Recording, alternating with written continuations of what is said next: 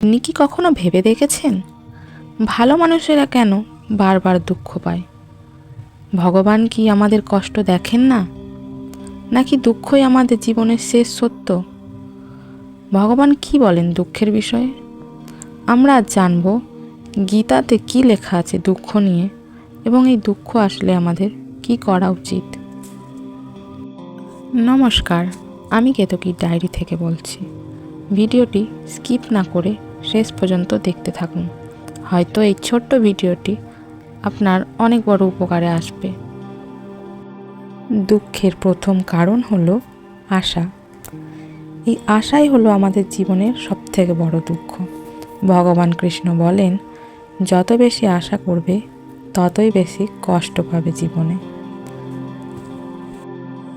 আমরা ভাবি আমরা যদি কারোর সাথে ভালো কিছু করি, তারাও হয়তো বিনিময়ে আমাদের ভালো কিছুই ফেরত দেবে, কিন্তু হয়তো সে আমাদের সেটা দেয় না, সে খারাপ ব্যবহার ফেরত দেয়।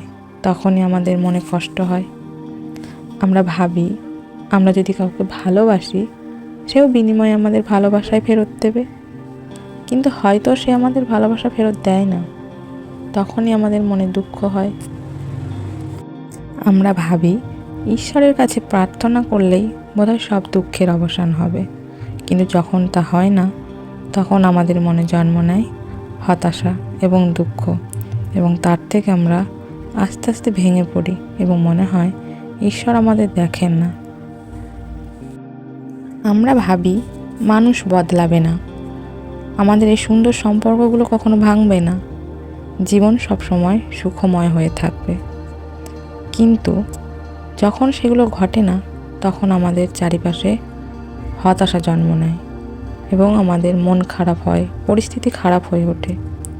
কিন্তু ভগবান কৃষ্ণ বলেন যে তুমি শরীর নও, তুমি আত্মা। তুমি জানো যে সময় চিরস্থায়ী নয়, সে পরিবর্তনশীল। আজ যা আছে কাল থাকবে না, তাই এই পরিস্থিতিকে মেনে নিতে শেখো। এই পৃথিবীতে সবই পরিবর্তনশীল, কোনো কিছুই চিরস্থায়ী নয়।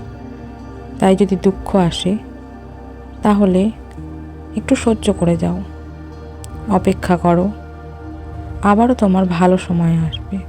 নিজের উপর ভরসা রাখো, নিজেকে বলো কোনো পরিস্থিতিতেই আমি হার মানব না, আমি ভেঙে পড়ব না। ভগবান বলেন দুঃখের সময় তিনি আমাদের সাথেই থাকেন এবং তিনি সব পরিস্থিতিতেই তোমাকে দেখছে এবং তোমাকে সাহায্য করছে। নইলে তো তুমি এই দুঃখ সহ্য করতে পারতে না। সে তোমাকে শক্ত করে তুলছে। জয় শ্রীকৃষ্ণ।